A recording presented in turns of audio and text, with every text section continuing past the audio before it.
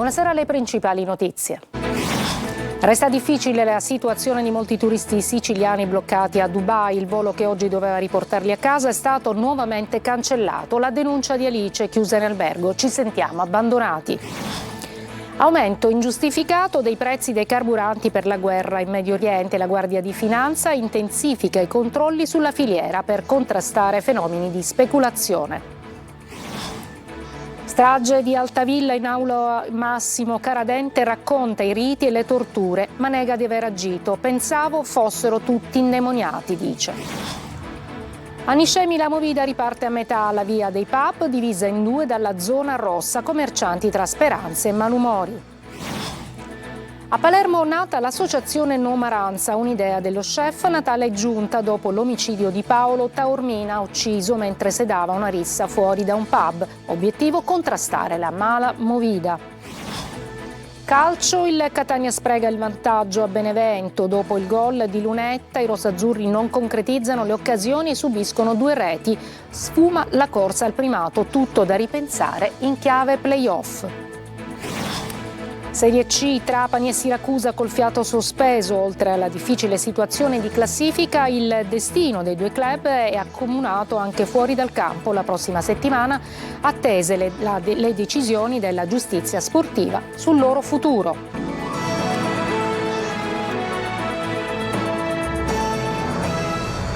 Eccoci, buonasera. Resta difficile la situazione di molti turisti siciliani rimasti dopo l'attacco USA e Israele all'Iran a Dubai. Il volo che oggi ne doveva portare alcuni a casa è stato nuovamente cancellato e arriva la denuncia di una ragazza, una giovane ragazza siciliana, Alice, che dice: ci sentiamo abbandonati. Sentiamo Adelaide Barbagallo. L'1 marzo avremmo dovuto fare il rientro in Italia, ma come ben si sa il volo è stato annullato. Saremmo dovuti rientrare con un volo prenotato tramite l'agenzia di riferimento giorno 6, ma anche questo è stato cancellato. Ci sentiamo abbandonati da tutti e continuiamo a vivere questi giorni tra un alert e continua ansia perenne. Siamo veramente stanchi, provati, vogliamo che qualcuno ci ascolti e ci dia attenzione, qualche indicazione e consiglio per uscire fuori da questa situazione. Alice Marino è fra i tanti turisti siciliani bloccati a Dubai. Da quando è scoppiata la guerra in Medio Oriente, negli aeroporti c'è il caos. Sono 100.000 gli italiani coinvolti direttamente o indirettamente nelle aree della crisi. Dall'1 marzo non riesce a tornare a casa, ma non solo, è costretta a pagarsi i pasti e tutto ciò che le occorre, perché l'agenzia di viaggio le sta garantendo solo l'alloggio. I ristoranti dell'albergo sono carissimi, ci spiega, così va al supermarket per risparmiare. Una situazione incresciosa, soprattutto perché dopo la nuova cancellazione del volo nessun'altra comunicazione ha ricevuto. Intanto è atterrato all'aeroporto di Roma Fiumicino il primo dei voli che riportano in Italia dagli Emirati Arabi Uniti i 563 croceristi bloccati per 6 giorni a bordo della nave MSC Euribia, rimasta ferma nel porto di Dubai dopo l'attacco USA-Israele all'Iran, che ha reagito arrivando a colpire i paesi del Golfo. E nel frattempo si registra anche un aumento ingiustificato dei carburanti proprio per la guerra in Medio Oriente. La Guardia di Finanza così intensifica i controlli soprattutto per contrastare il fenomeno speculativo. Sentiamo il servizio. Sale il prezzo del petrolio a causa della guerra in Medio Oriente e salgono i prezzi dei carburanti anche alla pompa qui in Italia, ma cresce parallelamente il rischio di speculazioni. Per questo motivo la Guardia di Finanza avvia una serie di controlli su disposizione del Ministero dell'Economia in raccordo con quello del Made in Italy. Le fiamme gialle su tutto il territorio nazionale stanno eseguendo una serie stringente di verifiche che riguarderanno non solo l'andamento dei prezzi, ma anche eventuali accordi anticoncorrenziali. Si parte dal controllo della corretta indicazione dei prezzi alla pompa e del prezzo medio regionale, come disposto dalla legge, in modo che il consumatore sia informato su quanto dovrà pagare. Allo stesso tempo, tenuto conto che rapide oscillazioni dei prezzi al consumo possono alimentare il rischio di maggiore ricorso a canali illeciti di approvvigionamento, sarà intensificato il controllo economico del territorio per far emergere eventuali condotte di evasione o di frode. Da oggi è stato anche avviato un sistema di monitoraggio dell'andamento dei valori di mercato dei prodotti energetici in tutte le fasi di commercializzazione per impedire impennate improvvise e ingiustificate slegate dall'andamento dei prezzi, così come per notare eventuali cali repentini dei costi che possono nascondere il ricorso a carburanti illegali, sofisticazioni, carburanti annacquati o fenomeni di evasione delle accise in sede di uscita del carburante dai depositi fiscali. E già ci sono delle ricadute anche in Sicilia e riguardano il gasolio agricolo che appunto è alle stelle proprio per effetto appunto del conflitto. A risentire l'intero comparto e c'è anche l'allarme che lancia Confagricoltura. Sentiamo Veronica Barbarino.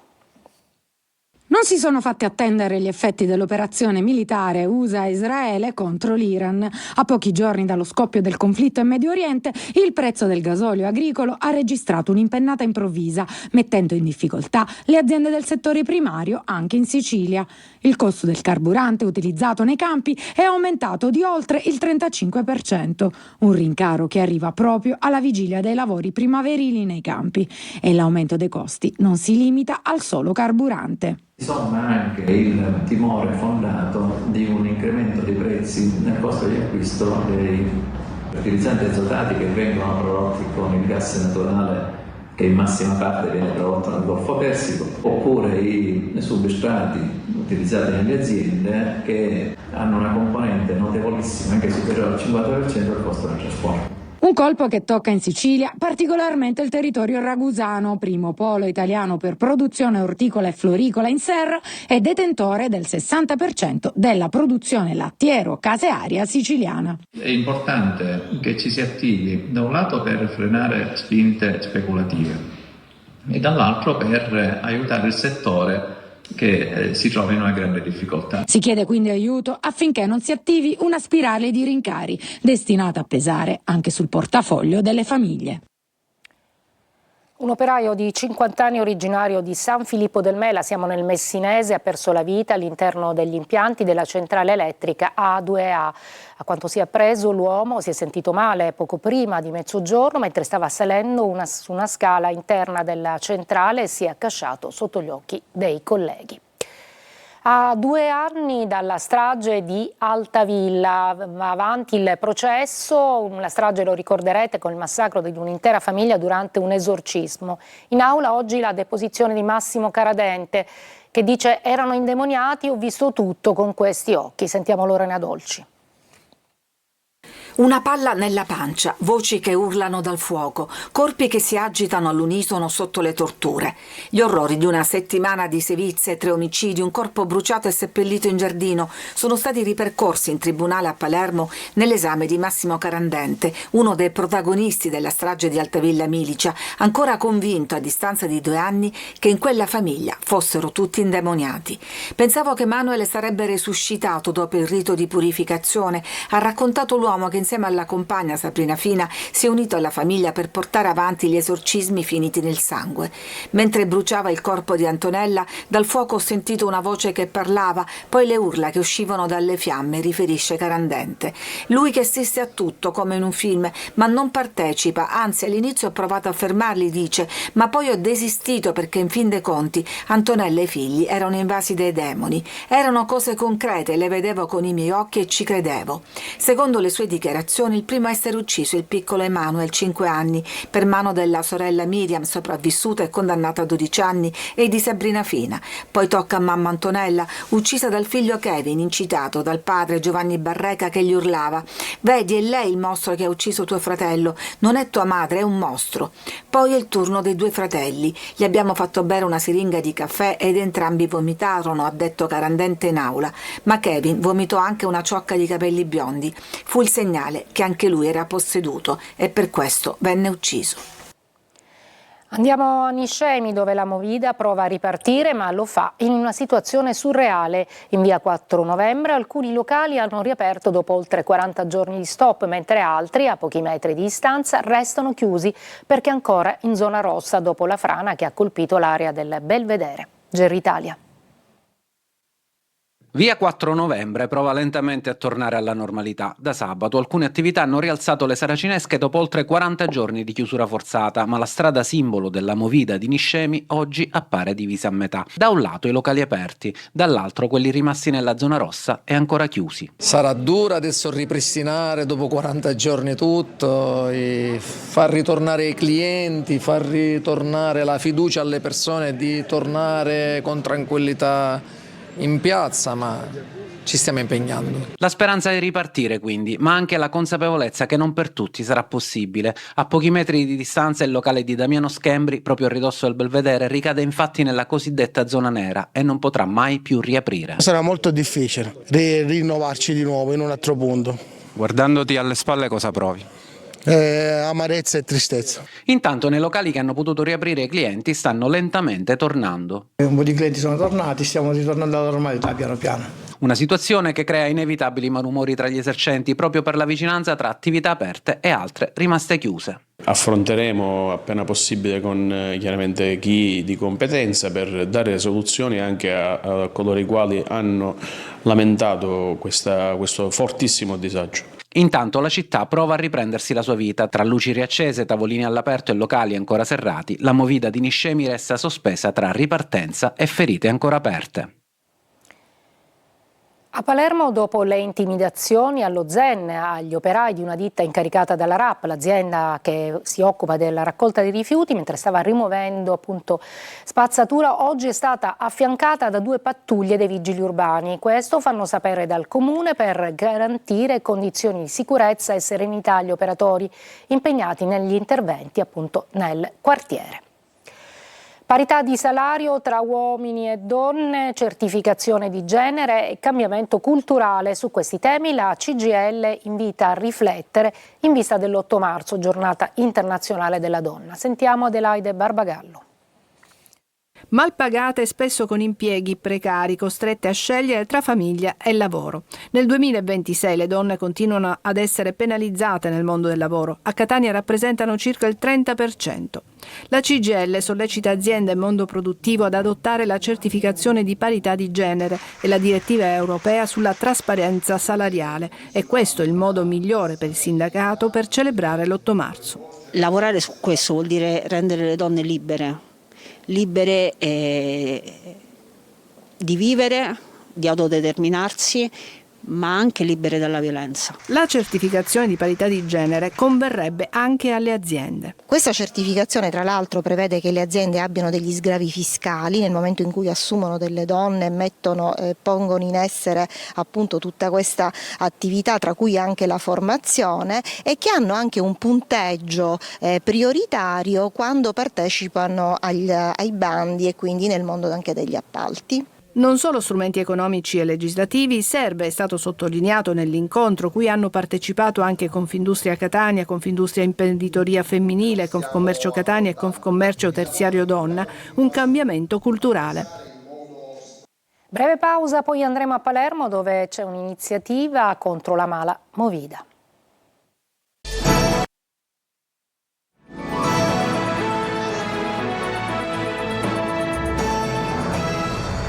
Palermo presentata l'associazione No Maranza, un'idea dello chef Natale Giunta nata dopo l'omicidio di Paolo Taormina. L'associazione nasce con l'obiettivo di contrastare la mala movida, arginare episodi pericolosi come risse e pestaggi. Al suo interno commercianti, cittadini e professionisti. Marco Gullà. Da cartello affisso davanti al suo locale ad associazione, lo chef palermitano Natale Giunta ha presentato No Maranza. L'associazione nasce con l'obiettivo di contrastare la mala movida e arginare episodi pericolosi come risse e pestaggi che spesso si registrano nelle notti di Palermo, sfociati anche in eventi tragici come l'omicidio di Paolo Taormina, ucciso davanti al suo locale. No Maranza perché al nord di No Maranza sono i Maranza di oggi, seconda generazione di immigrati delinquenti, da noi Maranza viene dall'ultimo killer che ha ammazzato Paolo Taormina, quindi Maranza no. Nell'associazione avrà un ruolo anche l'ex inviata di Striscia la Notizia, Stefania Petix. Vedo una movida sempre più incattivita e pericolosa per i nostri ragazzi e anche per noi, per cui sentivo che bisognava fare qualcosa. Quando mi hanno detto vuoi partecipare, quindi evidentemente il mio ruolo è dar visibilità serietà al problema, perché il problema esiste. Io ho detto sì, perché comunque è un problema e non possiamo permetterci di non vederlo. Tutte le volte che non abbiamo visto un problema in questa città, poi è diventato più grande, dobbiamo fermarlo in tempo. Movida sicura è allontanare chi invece vuole creare danni e disagi. Gli obiettivi dell'associazione, che ha già incamerato diversi tesserati e soci tra commercianti e residenti. Che garante della sicurezza. Tony Pitoni ritorna in Sicilia dopo il grande successo del Festival di Sanremo, inaugura il suo tour partendo proprio da Palermo. Tra concerto e social anche una visita speciale al club rosanero allo stadio Barbera, dove non ha perso l'occasione per farsi notare. Desiree Ferlito.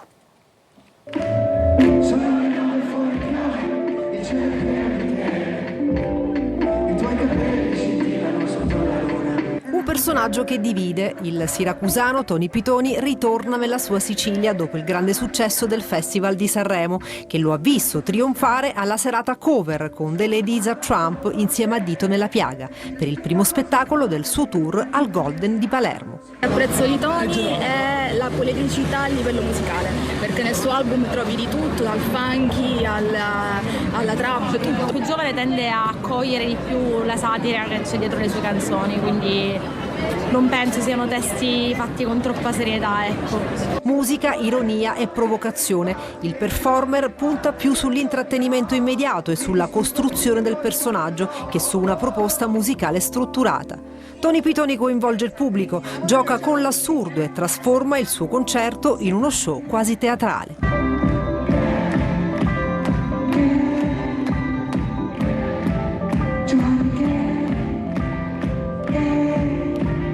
In terra sicula, ospite del club di Via del Fante, prima della partita contro il Mantova, al Barbera Pitoni torna a far parlare di sé.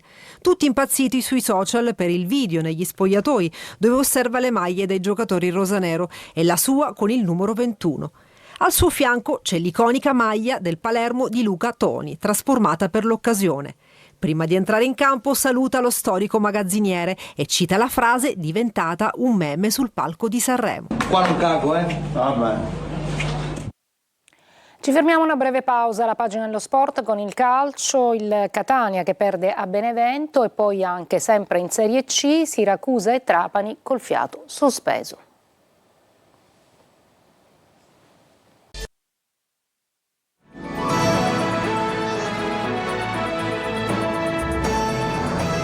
Per il calcio il Catania perde a Benevento e adesso deve concentrare il proprio sguardo sui play-off. Al Vigorito buona prestazione ma anche difetti emersi già in altre trasferte. L'inviato Marco Carli.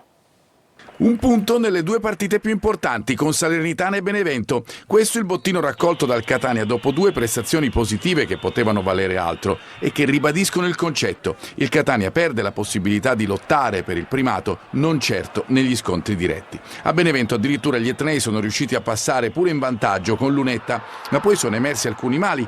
Difficoltà in questo caso nel gestire il vantaggio, il Benevento ha pareggiato subito con la Mesta, ma soprattutto nel chiudere l'incontro nel momento migliore, fra la parte finale del secondo tempo e un avvio di ripresa in cui il Catania tiene il pallino ma non punge, se non con qualche conclusione da fuori.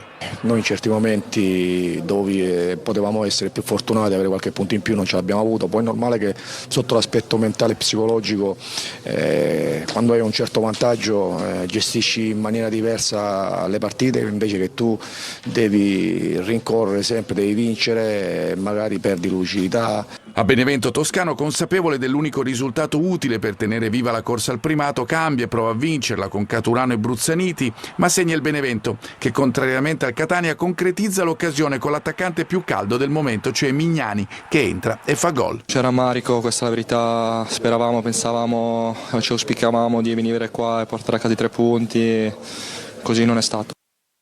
In Serie C Trapani e Siracusa devono fare i conti con una situazione difficile in classifica, ma anche fuori dal campo il loro destino è accomunato alle decisioni della giustizia sportiva. Francesco Triolo.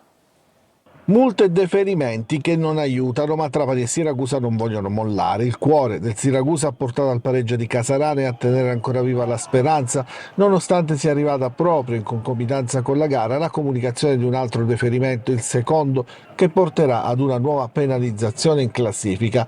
I ragazzi di Marco Turati però ci hanno messo tutto nella trasferta pugliese, si è visto con occasioni create, gol sfiorati, gioco che testimonia come la squadra c'è. Domenica pomeriggio arriva il Giuliano al De Simone, che è lontano 7 punti e che difficilmente potrà essere raggiunto, ma è l'occasione per cercare, almeno per il momento, di superare in classifica il Foggia e lasciare l'ultimo posto in classifica.